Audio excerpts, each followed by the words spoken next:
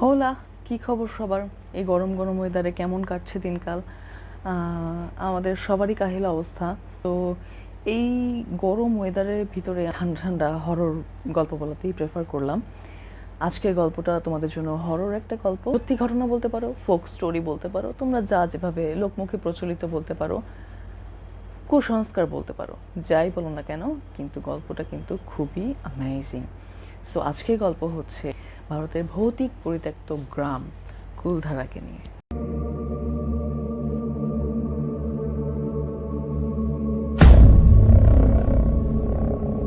ধারা রাজস্থানের জয়সালমীর যারা চিনো তারা চিনো, এটা একটা খুবই দর্শনীয় স্থান। সো যারা অনেকে হয়তো বা গিয়েছো সেখানে। জয়সালমীর থেকে প্রায় 18 থেকে 20 কিলোমিটার দূরে এই কুলধারা গ্রামটির অবস্থান। 84টা গুচ্ছ গ্রামের মতো, এখানে বড় সড়ো একটা শহরের মতো, শহর তো না, বড় সড়ো একটা মানে এরিয়ার মতো একটা রাজ্যের ভিতরে ছোটোখাটো অঙ্গরাজ্য, অনেক ধরনের অনেক জাতির মানুষের বিভিন্ন ধরনের নিদর্শন পাওয়া যায়। মেইনলি পালিবাল ব্রাহ্মণরা সেখানে বসবাস করতে বলা হয়, কারণ একদম প্রথম যখন কুলধারা আবিষ্কার হয়নি, একজন পালিবাল ব্রাহ্মণ, বাই দ্য ওয়ে পালিবাল ব্রাহ্মণ পাল দিয়ে শুরু এরকম একটা জায়গা না, কোন জায়গা থেকে যারা মাইগ্রেট করে রাজস্থান এসেছিল তাদেরকে পালিবাল ব্রাহ্মণ বলে। কাধান নামের একজন পালিবাল ব্রাহ্মণ প্রথম সেই কুলধারাতে গিয়ে পানির সন্ধান পান, এবং পানির সন্ধান পেয়ে সেখানে তিনি একটা পরীক্ষা খনন করেন এবং পরীক্ষাটার নাম দেন উধানসা। আর যখন যেখানেই পানি, মরুভূমির ভিতরে পানি, তার মানে হয়তো বা শস্য আবাদ করা যাবে ধরনের চিন্তায় বিভিন্ন জায়গা থেকে পালিবাল ব্রাহ্মণরা কী করে, এই কুলধারা গ্রামে আসা শুরু করে এবং তারা তাদের বসতি স্থাপন করে। বিভিন্ন ধরনের বিভিন্ন জাতের মানুষজনই মানে একসাথে আর কি আসে সেখানে।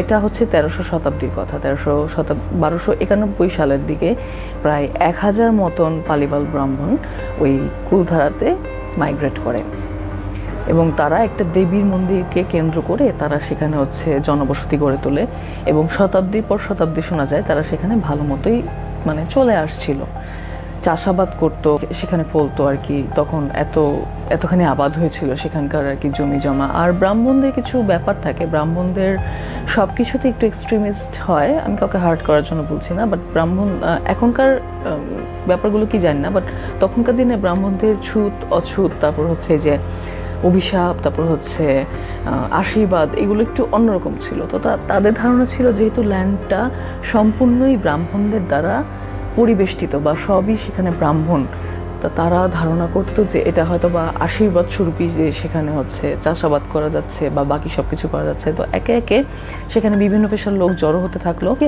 গবাদি পশু পালন করতো, অনেকে শস্য বা বীজ এইসব উৎপাদন করতো, মানে কৃষিকাজের সাথে সম্পৃক্ত ছিল। কিন্তু সবচেয়ে বেশি যা ছিল কুলধারার মৃৎ কারিগর, মানে মাটির কারিগর যারা ছিলেন, মৃৎশিল্পের লোকজন ছিল এই কাজটাতে, বা খুবই মানে দক্ষ ছিল এই কাজটাতে।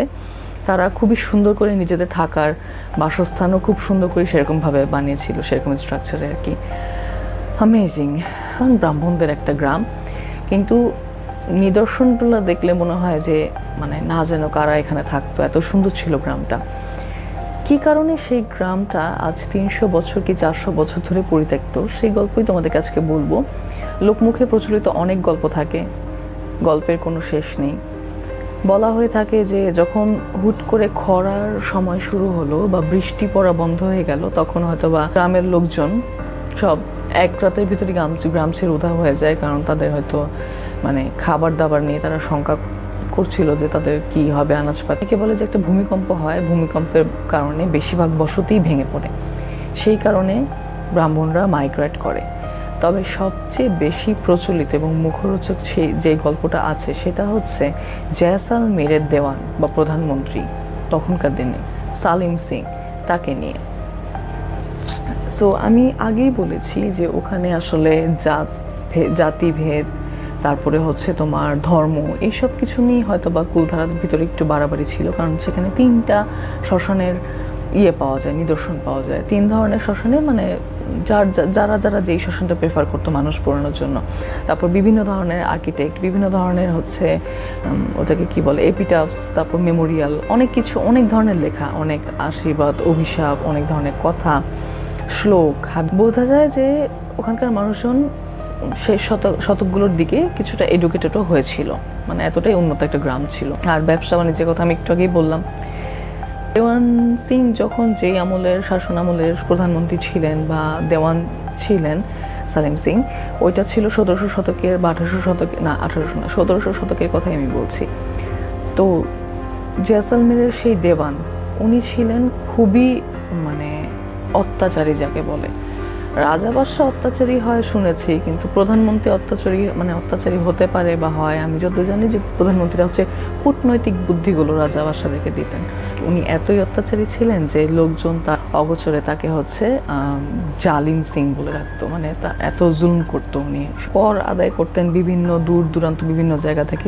ওনার ঘোরার সমেত একাই কোথাও সফর করছিলেন, সফর করতে গিয়ে ব্যাক করার সময় ওনার মনে হয় যে একটু জিরানো দরকার, কারণ অনেক টায়ার্ড হয়ে পড়েন তিনি। তো জিরাতে গিয়ে সবচেয়ে কাছের যে লোকালয়টা ছিল সেটা ছিল কুলধারা। উনি কুলধারায় যান। উনি একজন প্রধানমন্ত্রী ছিল, তো ওনাকে যে প্রধান তারই কোনো একটা কি বলবো সেটাকে, ওই যে আমরা কাছারি ঘর বলি না, বা মেহমানদের রাখার জন্য, তো ওনাকে হচ্ছে যেহেতু দেওয়ান সাহেব, তো তাকে হচ্ছে রাখা হয়েছিল। তো ওখানে থাকতে গিয়েই তার চোখ পড়ে গায়ের প্রধানের মেয়ের দিকে, যার নাম ছিল বসুন্ধরা, সাধারণ সরল সুন্দরী একটা মেয়ে। তো তাকে দেখে দেওয়ান সাহেবের ইচ্ছে হয় যে উনি তাকে বিয়ে করবেন। চোপদস্থ যত কর্মচারীরা ছিল এদের হচ্ছে গায়ের জোরেই সব কিছু করতে হতো। তো বিয়েটাও এদের কাছে এরকমই একটা ব্যাপার ছিল, যেখানে যাকে ভালো লাগতেছে তাকে উঠায় নিয়ে আসতেছে, তাকে বিয়ে করতেছে বা এরকম। বা যেহেতু জয়সলমীর থেকে খুব কাছেই ছিল কুলধারা, আর ব্রাহ্মণদের ওই যে বললাম যে ব্রাহ্মণদের এই অভিশাপ আশীর্বাদ এগুলো খুব তখনকার দিনে মোটামুটি ভালোই মানা হতো। কিন্তু সালিম সিংয়ের নাম জালিম সিং তো আর এমনি এমনি হয়নি। তার আসলে এসবের কোনো ভয় ছিল না যে অভিশাপ আশীর্বাদ না কোনো কিছু। উনি বলেই বসেন যে এই মেয়েকে যদি আমার সাথে বিয়ে না দেওয়া হয় সেক্ষেত্রে আমি এই কুলধারা গ্রামের ট্যাক্স কর 4 গুণ বাড়িয়ে দেব, মানে অনেক বাড়িয়ে দেবেন, যেন লোকেরা হিমশিম খেয়ে যায় শস্য উৎপাদন করতে বা ওনাদের খাজানা পূরণ করতে। একদম জাতা অবস্থা যাকে বলে। তো আর কি এই কথা শোনার পরে উনি এই কথা বলে গ্রামটা পরিত্যাগ করেন, যে পরবর্তীতে তিনি হচ্ছে এখান থেকে কোনো ভালো সংবাদ পেতে চান এবং আরও সৈন্য সামন্ত নিয়ে আসবেন বা এরকম কিছু একটা। তখন গায়ের লোকজন তারা সবাই মিলে ডিসাইড করে যে রাত্রেবেলা একটা স্থান আছে দেবীর মন্দিরের কাছে, সেখানে তারা হচ্ছে সবাই মিলে গায়ের প্রায় 5000 লোক জড়ো হয়। এবং জড়ো হওয়ার পরে তারা মিলে ডিসাইড করে যে তারা গ্রাম ছেড়ে দিবে, কিন্তু মানে প্রধানের মেয়েকে বা বসুন্ধরাকে সালিম সিংয়ের সাথে বিয়ে দেবে না। আর এদিকে প্রধান তার হচ্ছে মেয়েকে বুঝিয়ে সুঝিয়ে অলমোস্ট রাজিও করে ফেলেছিল, কারণ এটার সাথে গ্রামের অন্যান্য মেয়েদের ভবিষ্যৎ জড়িত। কিন্তু সালিম সিং আগে থেকেই জানতো যে এরকম কিছু হতে পারে। উনি কিন্তু হুমকিও দিয়ে গিয়েছিলেন যে যদি কিনা তার কথার অন্যথা হয় সেক্ষেত্রে উনি বৃদ্ধ থেকে শিশু থেকে শুরু করে গ্রামের গবাদি পশু কাউকে ছাড় দেবেন না, সবাইকে শিরোচ্ছেদ করবেন বা মেরে ফেলবেন, এরকম কোন একটা ব্যাপার। তো দুর্ভাগ্যবশত এক রাতের ভিতরে গ্রামবাসী 5000 গ্রামবাসী তারা ঘর বাড়ি ছেড়ে যাওয়ার জন্য উদ্যত হয় যে তারা হচ্ছে ছেড়ে দিবে, তারা এখানে থাকবে না। কিন্তু ব্যাপারটা যা হয়, এই যে সব কিছু গোছানোর একটা হইচই, একটা শোরগোল ছোটোখাটো, সালিম সিং যা করেছিলেন তার 2 জন চরকে ঘোড়াসহ ওই কুলধারা থেকে কিছুটা দূরে গেছিলেন। তো তারা যখন দেখে যে গ্রামের লোকজন এরকম তোড়জোড় করে বের হয়ে যাচ্ছে, তারা ছুটে গিয়ে, যেহেতু বেশি দূরে না, ছুটে গিয়ে সালিম সিংকে খবর দেয় এবং সালিম সিং ক্রোধে পাগল হয়ে গিয়ে উনি হচ্ছে এই গ্রামের উপর এসে হামলা করে। এর ভিতরে অনেকে হয়তো বা পালিয়ে যায়, অনেকে লুকিয়ে পড়ে, কিন্তু প্রধানের ফ্যামিলি তখন পর্যন্ত কেউই আর কি পারেনি, বা তারা ধারণা করছিল যে আগে গ্রামের সবাইকে বের করবে তারপর তারা শেষে যাবে। কিন্তু সালিম সিং সবার প্রথমে গিয়ে সেই গ্রামে প্রধানের বাড়িতেই হামলা করে এবং যতদূর জানা যায় যে বসুন্ধরার সামনেই তার পরিবারের সবাইকে এক একে শিরোচ্ছেদ করা হয়, বসুন্ধরা বাদে। বসুন্ধরা হয়তো বা পরবর্তীতে পালিয়ে যেতে অন্যান্য গ্রামবাসীর সাথে সক্ষম হয়। তো নিজেদের বসতি এবং অনেকগুলো ঘরে আগুন দিয়ে দেওয়া হয়, আগুনের নিদর্শনও পাওয়া গেছে এবং হচ্ছে যাকে সামনে পাচ্ছিল সিংয়ের লোকজন তাদেরকেই মারছিল। সব ব্রাহ্মণরা পালিয়ে যেতে সক্ষম হয়, তাদের চোখের পানি তারা এই মাটিতে ফেলতেই ভুলে যায় ঘর ছাড়ার আগে, যে যাদের কারণে তাদের এই সুন্দর আবাদি ভূমিটাকে ছেড়ে চলে যেতে হচ্ছে, পরবর্তীতে অন্য কেউই যেন আসলে এখানে কখনো সুখে শান্তিতে বসবাস না করে বা থাকতে যেন না পারে। এবং তারপর থেকেই আসলে গ্রামটা পরিত্যক্ত, এবং আসলেও সেখানে পরবর্তীকালে যদিও বা কেউ গিয়েছিল কিন্তু বসতি স্থাপন করতে পারেনি। রিজনটা তোমাদেরকে আমি এখন বলছি। ভাঙ্গার ফোর্টে একটা কাহিনী বলেছিলাম না, যে ভাঙ্গার ফোর্টে হয়তো বা যাওয়ার পরে বা রাতে থাকলে, এমনি দিনে কিন্তু মানুষজন যাচ্ছে দেখতেছে, কোনো সমস্যা হচ্ছে না, রাতে থাকলে ওরা একটা প্রেজেন্স পাচ্ছে বা তাদেরকে হচ্ছে একটু টাচ করা হচ্ছে, কিন্তু কোনো প্রকার হচ্ছে ওই ইভিপি মিটার, তারপর হচ্ছে নাইট ভিশন ক্যামেরা, র্যামপোর্ট, হাবিজাবি কোনো কিছুতেই হচ্ছে কোনো যন্ত্রপাতিতে সেরকম কোনো ফ্রিকোয়েন্সিস পাওয়া যায়নি। কিন্তু কুলধারা এমন একটা জায়গা যেখানে দিনে যাও রাতে যাও গা ছমছম করতে বাধ্য। যে কয়জন ইউটিউবার গেছে প্রত্যেকের একই কাহিনী, যে there is something wrong inside Kuldhara. কুলধারায় গেলে মানে বাতাসটা ভারী, শরীরটা ভারী হয়ে আসে। দেখতে যেন মানুষ তা না, দেখতে ঠিকই যায়। ইভেন ওই প্রধানের বাসা দেখতে যায়, বসুন্ধরা যেখানে থাকতো সেই জায়গা দেখতে যায়, দেবী মন্দিরটা দেখতে যায়, দেখতে সবাই যায়। কিন্তু মানে এটা কি লোকমুখে মানে মানুষের কথা শুনে শুনে এটা ব্যাপারটা হতে পারে যে খুব একটা সাইকোলজিক্যাল ব্যাপার, কিন্তু সাইকোলজিক্যাল ব্যাপার ছাড়াও যারা ওখানে প্রত্যেকে যারা ওই যে প্যারানর্মাল ইনভেস্টিগেশনে লাগে এই ধরনের যন্ত্রপাতি যারা নিয়ে গিয়েছেন প্রত্যেকটাতে সাড়া দিচ্ছে, এবং মানে ব্যাটারি ডাউন হয়ে যাওয়া, এনার্জি ডাউন যেটাকে বলে, যেখানে কিনা স্ট্রংলি কোনো প্রেজেন্স থাকে বা কোনো অশরীরী উপস্থিতি থাকে, তো সেখানে গেলে সবার আগে তোমার ইলেকট্রনিক যে ডিভাইসগুলো থাকবে সেগুলোর ব্যাটারি ডাউন হওয়া শুরু করে। ফোনের হতে পারে, তারপর হচ্ছে তোমার গাড়ির ইঞ্জিনে প্রবলেম হয়, তারপর যন্ত্রপাতিতে হয়, যারা কিনা স্পেশালি এইসব ব্যাপারে যায়। আরেকটা কথা ওখানে কথিত আছে, যারা দূর দূরান্ত পর্যন্ত যারা যাতায়াত করে তারা যদি একটু বিশ্রাম করার জন্য ওখানে থামতেছে, দিন নাই রাত নাই, ঠিক আছে, ধরো একা মানুষ, দুইজন মানুষ, মানে কম মানুষ, নাম ধরে ডাকার ব্যাপারটা, মানে ধরো দুইজন মানুষ তারাই আছে, তারা একজন একজনের নাম ধরেনি, কিন্তু তাদের নাম ভিতর থেকে কেউ ডাকতেছে। এটা ইউটিউবাররা যারা মানে ইনভেস্টিগেটররা যারা গেছে পরবর্তীতে তাদের সাথে ওই ব্যাপারটা হয়েছে, যে কোনো একটা বাচ্চা নাম ধরে ডাকতেছে। এটা নিয়ে একটা কাহিনী আছে, আমি কাহিনীটা বলতেছি, আসতেছে এখনই। আর হচ্ছে মানে অশুভ একটা শক্তি ফিল হয়। রাজস্থানের লোকরা তো তোমার একদম হার্ট অ্যান্ড সোল বিলিভ করে যে ওখানে কিছু একটা আছে। বাকি তো অনেকের কিউরিয়াসিটি থাকে যে যাবো দেখবো কি হয় না হয়, তো তারটা আমার এক্সপিরিয়েন্স খুব একটা ভালো থাকে না। অনেকে তো এমনও ধারণা করে যে বসুন্ধরা পরবর্তীতে নিজের পরিবারের টানে এখানে ফিরে এসে আত্মাহুতি দেয়, এবং সেই কারণে হচ্ছে বসুন্ধরাকে অনেকেই রাত্রেবেলা এরকম মানে বসুন্ধরা তো না, একটা কুমারী একটা ছোট তরুণী মেয়ের ছায়া দেখতে পায়, নুপুরের আওয়াজ শুনতে পায়, এগুলো খুবই কমন। এগুলো একটা মানে হরর ফোর্ট বলো বা এই ধরনের এরিয়াতে বলো, নুপুরের আওয়াজ সহ একটা মেয়ের নারী ছায়া মূর্তি দেখা, এগুলো খুবই কমন। সো এগুলোর কিছু সায়েন্টিফিক কাউন্টারও আছে, যেহেতু জায়গাটা সরকার কর্তৃক সেরকমভাবে তোমার হচ্ছে পাহারাও বসায়নি বা খুব একটা অনুমোদিত না, জাস্ট একটা হেরিটেজ, নাথিং এলস। সো এখন সেখানে যদি কোথাও কোনো অবৈধ কিছু হয়ে থাকে, সেই অবৈধ কিছুকে ধামাচাপা দেওয়ার জন্য কিন্তু ওখানে মানুষ থেকে থাকতে পারে বা একটা সিন্ডিকেট থেকে থাকতে পারে যারা মানুষজনকে ভয় দেখায়। কিন্তু ছোট ছোট ছোট অনেক বিচ্ছিন্ন ঘটনা আছে যেগুলো আসলে এই থিওরিটাকে ডিনাই করে। যেমন তোমাদের কতজনের মনে আছে আমি জানি না, যেহেতু একটা মিলেনিয়ালস ফ্যাক্ট, ঠিক আছে, 2006 থেকে 2010 পর্যন্ত এমটিভি খুবই জনপ্রিয় একটা চ্যানেল ছিল। দোজ ইউনো মানে সেই সময়টা খুবই মজার একটা ছিল। রোডিস তো এত পপুলার ছিল, রোডিস তোমরা এখনও অনেকেই রোডিস চিনো, কিন্তু আমরা যে সময়টা দেখে আসছি আর তোমরা যে সময়টা দেখছো সেম না। রোডিস, তারপর এমটিভি যে শোগুলো ছিল, সাইরাসের একটা শো ছিল, তারপর তখন হচ্ছে জিং প্রফেশনটা তখন খুবই হচ্ছে একটা ডিমান্ডেবল প্রফেশন। তো ওই সময় রণবীর জেকে অনেকেই চেনো। তো ওরা একটা নতুন শো তারা হচ্ছে টেলিকাস্ট করার করে, সেটা ছিল হচ্ছে এমটিভি গার্লস নাইট আউট। আমার খুবই পছন্দের একটা শো ছিল, কিন্তু শোটা মানে খুবই বিতর্কিত হওয়ার কারণে এটা বন্ধ করে দিতে হয়। আজ এত বছর হয়ে যাওয়ার পরে মানে বড় হওয়ার পরে বুঝতে পারি যে কতটা সেন্সিটিভ ছিল শোটা। কিন্তু তখন আমার মনে হয়েছিল যে একটাই হরর শো পাইলাম ইন্ডিয়াতে, বাকি তো এক্সেন বা স্টার ওয়ার্ল্ডে দেখাইতো যে প্যারানর্মাল ইনভেস্টিগেটররা কোথাও যাচ্ছে, কোথাও ঘোস্ট ফ্রিক, আরও অনেক ধরনের শো ছিল, যে রিয়েলিটি শো ছিল যে বিভিন্ন হন্টেড প্লেসে যাচ্ছে। বাট ইন্ডিয়াতে তখন প্রথম শুধুমাত্র এই এমটিভিতেই চালু করেছিল।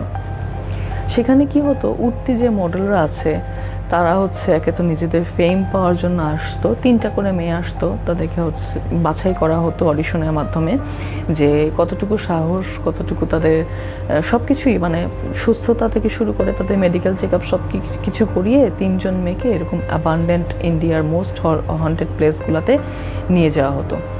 সো কয়েকটা এপিসোড হওয়ার পরে একটা এপিসোডে আমি একটা মেয়েকে দেখছিলাম যে ও এত ট্রমাটাইজ হয়, সে কথা বন্ধ হয়ে যায়। ওই এপিসোডটা আর এই যে কুলধারার এপিসোডটার গল্প আমি বলতেছি, এই কুলধারার এপিসোডটার পরে বেসিকলি চ্যানেল সিদ্ধান্ত নেয় এটা হচ্ছে এই শোটা বন্ধ হয়ে যাবে, এই শোটার ক্যান্সেলেশন তখন আর কি মানে প্রপার হয়ে যায়। কারণ তার ভিতরে প্যারানর্মাল ইনভেস্টিগেটর যারা ছিলেন তারা হচ্ছে ইন্ডিয়ার প্রথম এবং অলমোস্ট তখনকার এখন পর্যন্ত সেরা আমি বলবো গৌরব তিওয়ারি, উনি ছিলেন। টিমটার সাথে থাকতো, প্রোডাকশন টিমটার সাথে সবসময় সব জায়গায় যাতায়াত করতো। 10 সালের অক্টোবরে যে এমটিভি গার্লস নাইট আউটের যে হচ্ছে এপিসোডটা, রুবিনা, নাফিসা, তারা এই 3জন মেয়েকে নিয়ে তারা হচ্ছে কুলধারা গ্রামে যায় রাত্রেবেলা।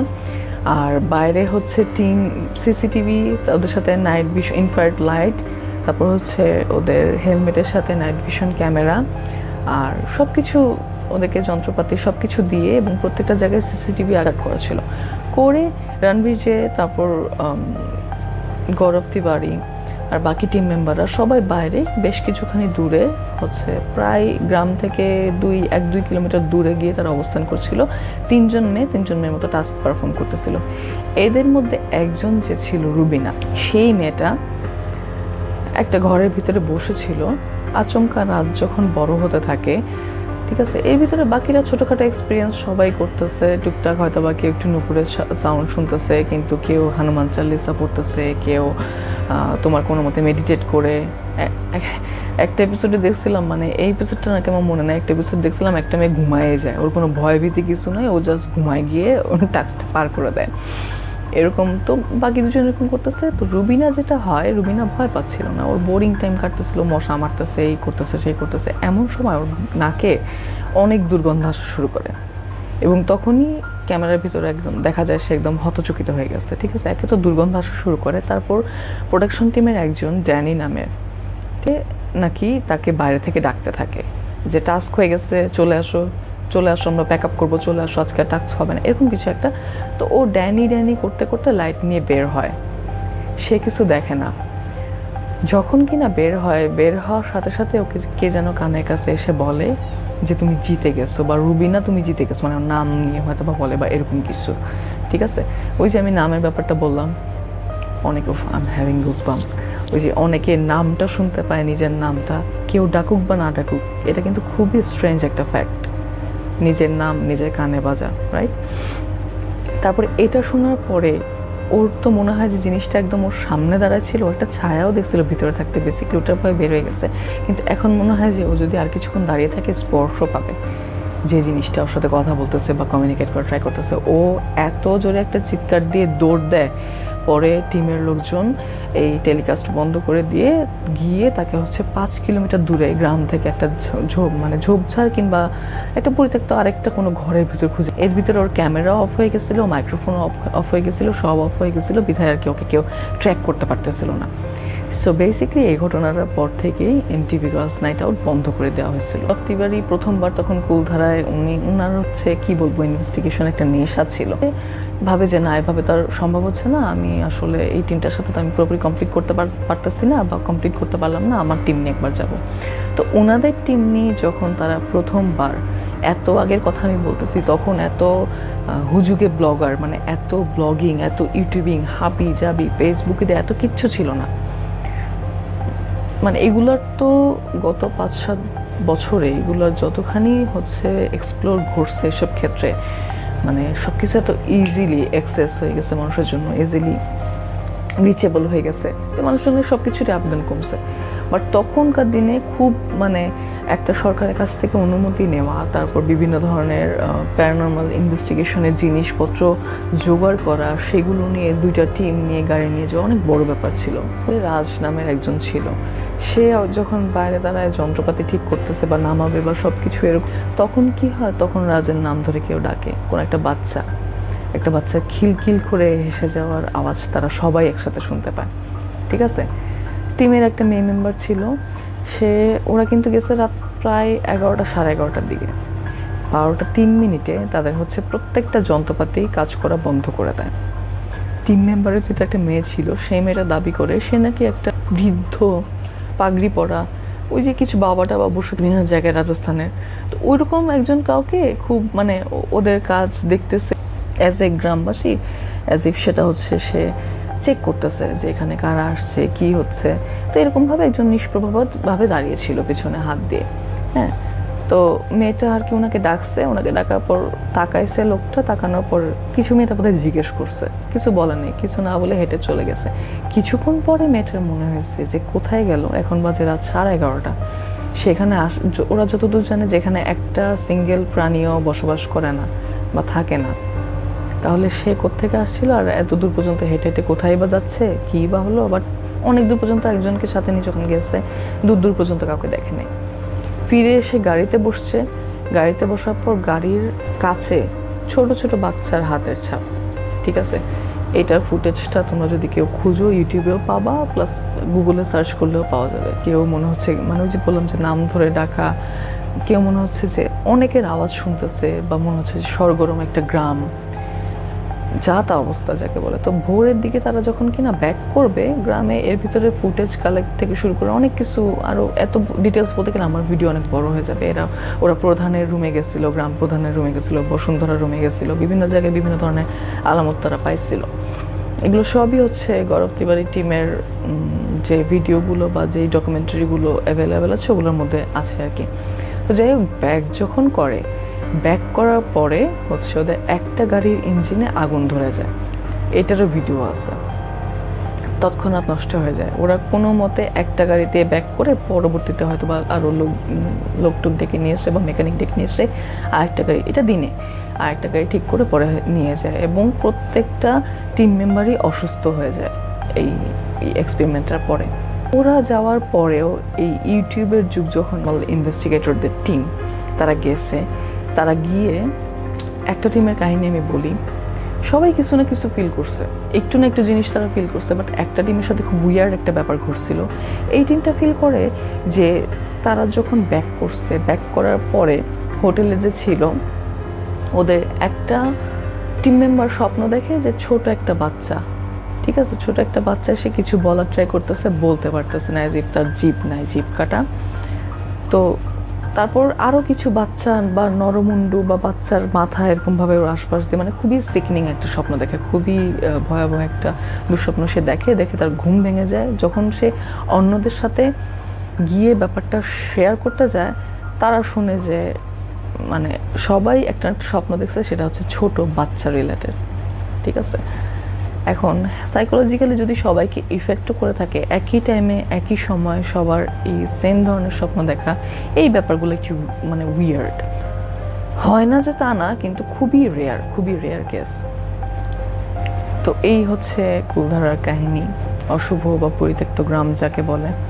গ্রামবাসীরা এখনও বিশ্বাস করে যে এটা পালিবাল ব্রাহ্মণদের অভিশাপই বটে, যারা নিজেদের বসতভিটা ছাড়তে চায়নি, তারপর তাদেরকে ছাড়ার জন্য বাধ্য করা হয়েছিল, বিধায় তারা এমনই অভিশাপ দিয়েছিল যে এটা আর কি কখনো কাটান দেওয়া সম্ভব হয়নি বা তো এই তো আজকের গল্প এখানেই শেষ করছি। নেক্সট আবার কোনো একটা হরর স্টোরি বা ক্রাইম স্টোরি নিয়ে হাজির হয়ে যাব। Till then, good bye, take a good care of yourself, thank you.